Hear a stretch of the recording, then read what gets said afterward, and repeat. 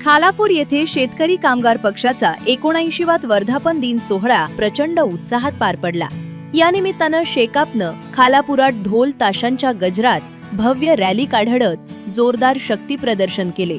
या मेळाव्यामुळे संपूर्ण खालापूर तालुका आज शेकापमय झाल्याचे पाहायला मिळाले।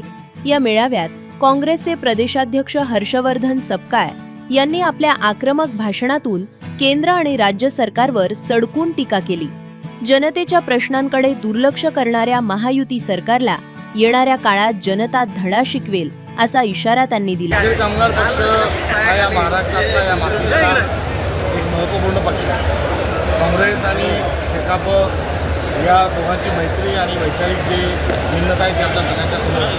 मात्र फासिझम आज देशामध्ये आपली चर्चेवर असताना शेकापसारख्या पक्षांना सोबत घेऊन चालण्याची एक भूमिका ही इंडिया अलायन्सची आहे। महाराष्ट्र प्रदेशची पण त्याच्या स्वरूपाची भूमिका राहील।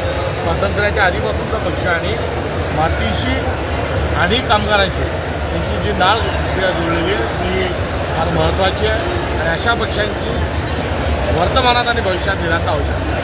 जंतर या ठिकाणी जे आंदोलन पार पडलं आहे ते देशाविरोधात होतं असं आरएसएसच्या एका वरिष्ठ पदाधिकाऱ्यांचं म्हणणं आहे।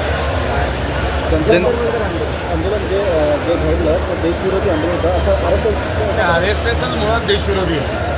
त्यामुळे देशासाठी जे जे काम करतात त्यांना ते विरोधक आहे। सर, अगदी सामनात आज अग्रलेख असा देखील आला आहे की केंद्रात जे आहे ते शिक्षण मंत्री पद देवेंद्र फडणवीस यांना दिलं जाणार आहे आणि त्या संदर्भात पंतप्रधान यांनी देखील चर्चा केली असं सामनात लिहिलेलं आहे। देवेंद्र फडणवीसांचं एकंदरीत पाताळयंत्री त्यांचा स्वभाव आणि मनुवाद्यांना दार्जिनं असणारी त्यांची जी भूमिका आहे आणि थेट रेशीम बागेतून ते तयार झालेले असल्यामुळे ही शिक्षण व्यवस्था पूर्ण बदलण्याकरता आणि केसांनी गळा कापण्याचं कौशल्य त्यांच्याजवळ असल्यामुळे ते या पदावर जातील ही जी शक्यता वर्तवली जाते ती काही चुकीची नाही। आणि ते तिथे गेल्यानंतर जे वैज्ञानिक सिद्धांत आहे ते काढून त्या ठिकाणी मनुस्मृतीचे श्लोक घालण्यासाठी आरएसएस आणि भाजपकरता सगळ्यात सोयीचा माणूस आहे। कारण प्राधान्याने त्यांचा विचार होऊ शकतो। आपण बोलताना एक भाषणामध्ये बोला की नरेंद्र मोदी हे एक दलिंद असं काहीतरी बोललं। नरेंद्र मोदी जे आहे त्यांना मी मागच्या वेळेला त्यांचा उल्लेख दलिंदर केल्यानंतर एक वादन उठवलं होतं। दलिंदर हा शब्द जो आहे तो संस्कृतमधला काय याची तेव्हा वापर झाला होता। मात्र आज त्याच्या पुढे जाऊन नरेंद्र मोदी जे आहे हे एप्स्टीन फाईलमधले बिलंदर आहे हे आजचं माझं वक्तव्य होतं आणि ते वक्तव्य एप्स्टीन फाईलच्या सगळा जो लेखाजोखा जो जगात गेलेला आहे आणि त्यातून आपल्या पंतप्रधानांची जी बदनामी झाली आहे त्याच्यात कुठलाही खुलासा आला नाही। सोबतच हरदीप पुरी जे आहेत त्यांचा फार मोठा सहभाग त्या एप्स्टीन फाईलमध्ये आहे। आता नरेंद्र मोदींचाही उल्लेख वारंवार झालेला आहे। त्यांचाही राजीनामा झाला नाही। नरेंद्र मोदींनी एक प्रकार शब्दही त्याबद्दल काढलेला नाही। त्यामुळे त्यांच्यावरचा संशय हा स्पष्ट सांगतो की नरेंद्र हे एप्स्टीन फाईलमध्ये बिलंदर आहे। अगदी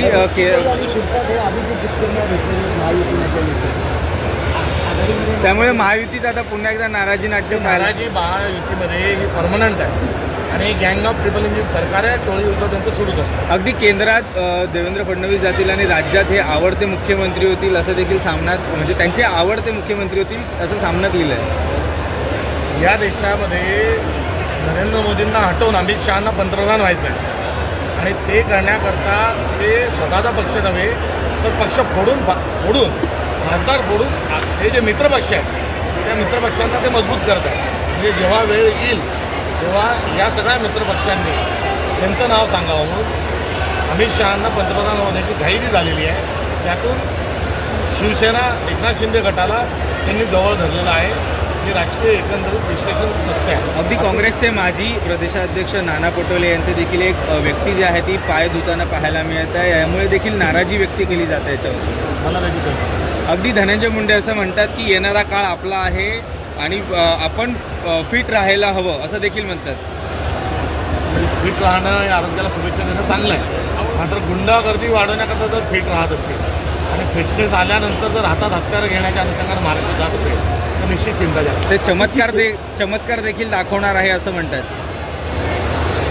अंधश्रद्धा निर्मूलन कायदा जो लागू झालेला आहे त्या पार्श्वभूमीवर त्यांचं वक्तव्य तपासून घेईल।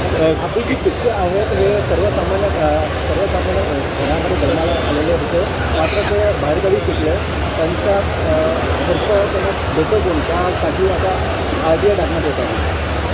दोन्ही सरकारच्या विरोधात कोणी बोललं की त्याचं चारित्र्य हनन करणं, त्याच्यावर आर्थिक स्वरूपाचे आरोप करणं, खोटे आरोप करणं हा भारतीय जनता पक्षाचा हा हातखंडा त्याच्यात आहे. ते देखील मोठं दिसतं. नवी मुंबईमध्ये पुन्हा एक उदाहरण समोर आलेलं आहे. महायुतीमध्ये तिढा पाहायला मिळतो.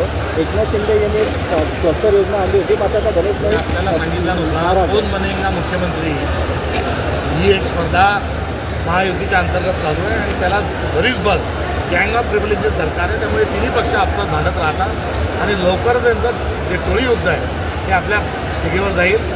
आता नागरिकांनी त्याचा एन्काउंटर करायचं ठरवलेलं आहे, त्यामुळे जास्त काळ हे नाटक चालणार. अगदी गेल्या काही दिवसांपासून देखील केंद्रात दोन्ही राष्ट्रवादींचे प्रमुख नेते जे आहेत ते थेट पंतप्रधान नरेंद्र मोदी वारंवार या संदर्भामध्ये अशा प्रकारची चर्चा होणं दुर्दैवी आहे. मात्र शरद पवार साहेबांच्या राष्ट्रवादीकडून या संदर्भामध्ये जे सांगण्यात आले त्याच्यावर आपण सर्वांनी विश्वास ठेवावा.